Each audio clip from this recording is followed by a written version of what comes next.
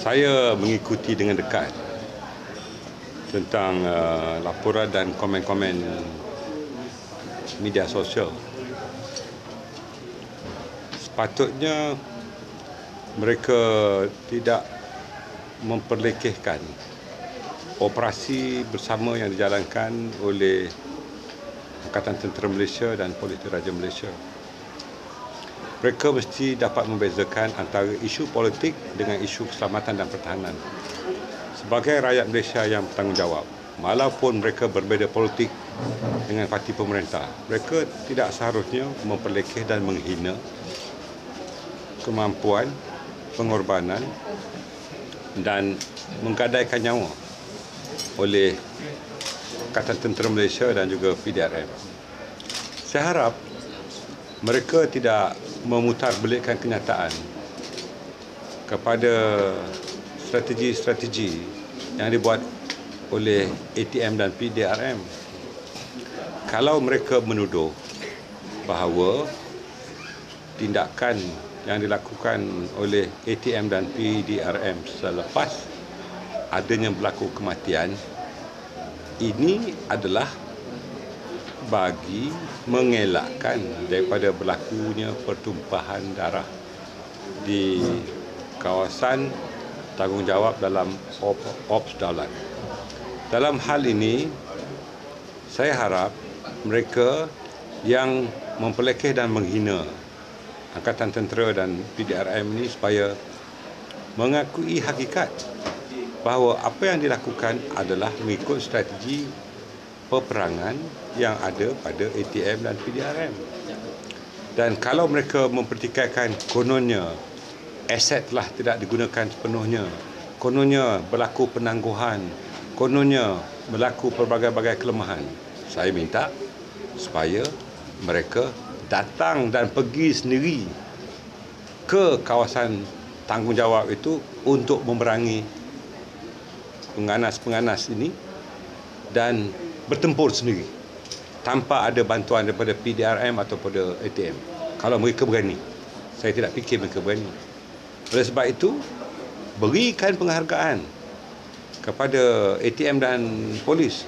Saya dapat tahu ada seorang pemimpin mereka yang datang ke sana. Sekarang baru terhegeh-hegeh nak puji Angkatan Tentera Malaysia dan polis, selepas masyarakat umum mengecam tulisan-tulisan mereka dan komen-komen mereka dalam media sosial. Saya harap dalam perkara ini mereka harus mengakui hakikat bahawa kita bukan bersendiwara politik.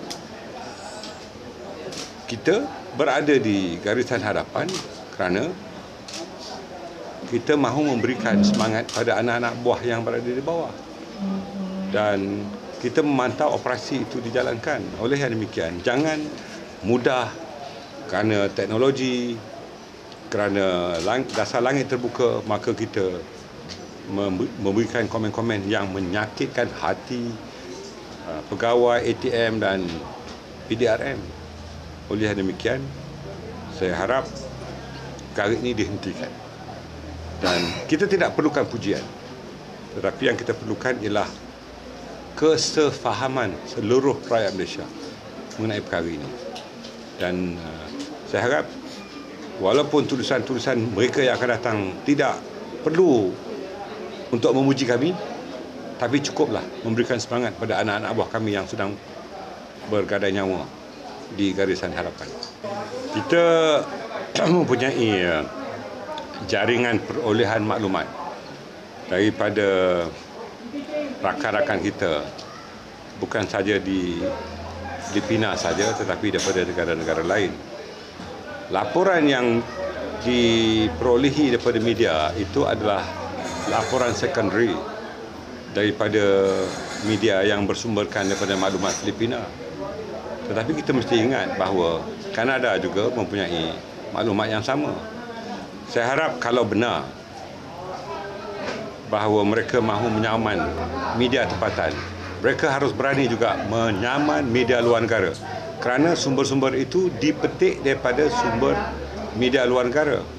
Namun pihak military intelligence dan juga cawangan khas, mereka mempunyai pendekatan tersendiri untuk memperolehi maklumat primary, maklumat daripada sumber yang sebenarnya. Dan saya harap pendedahan ini dapat dilakukan supaya tidak ada tuduhan-tuduhan politik yang dilakukan oleh mereka terhadap Angkatan Tentera Malaysia dan PDRM.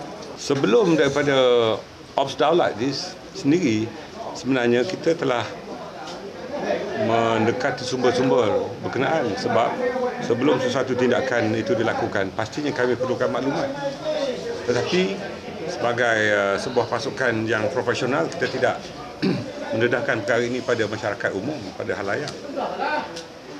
Tetapi kita tidak boleh menghalang jika media yang mengeluarkan sumber-sumber yang mereka perolehi sendiri. Bagi kita akan gunakan semua maklumat itu untuk tujuan operasi kita.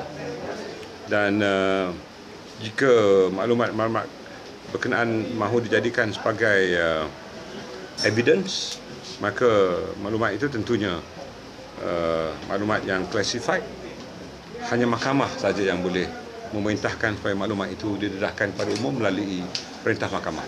Ianya bukan lambat bertindak, tetapi kita mahu mengelakkan daripada pertumpahan darah.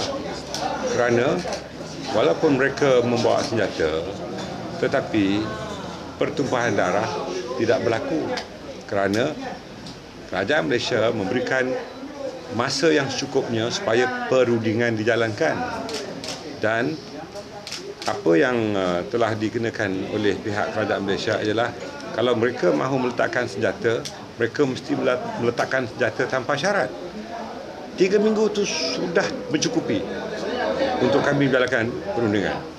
Tetapi apabila mereka telah melakukan serangan terlebih dahulu yang menyebabkan berlakunya kematian terhadap 2 anggota polis, kami terpaksa tidak balas dan kita terpaksa menganggap bahawa perundingan telah tertutup pintunya. Itu sebabnya kita berpendapat tegas bahawa walaupun Jamalul Kiram dan Menteri Luar serta Presiden Regno Aquino sendiri telah menyatakan bahawa mereka mahu meletakkan jawatan. Tetapi Perdana Menteri telah cukup tegas bahawa tidak ada kejahatan senjata kecuali mereka telah meletakkan senjata, menyerahkan diri pada pihak kami kerana mereka melakukan jenayah di Malaysia. Mereka mesti tertakluk pada undang-undang di Malaysia. Oleh yang demikian, sepanjang 3 minggu itu jangan dianggap sebagai tindakan yang melambat-lambatkan operasi. Sebenarnya pihak ATM dan pihak polis telah berada di medan pada hari pertama apabila maklumat intelijen itu diperolehi bersama-sama dengan cawangan khas. Tindakan tidak dilakukan kerana masalah rundingan itu. Ianya bukan satu masalah, tetapi kita mahu mengelakkan pertumpahan darah. Ini harus diketahui oleh pihak yang memainkan isu ini melalui media sosial. Mereka harus bertanggungjawab jika sebarang tindakan dilakukan oleh pihak yang berkenaan.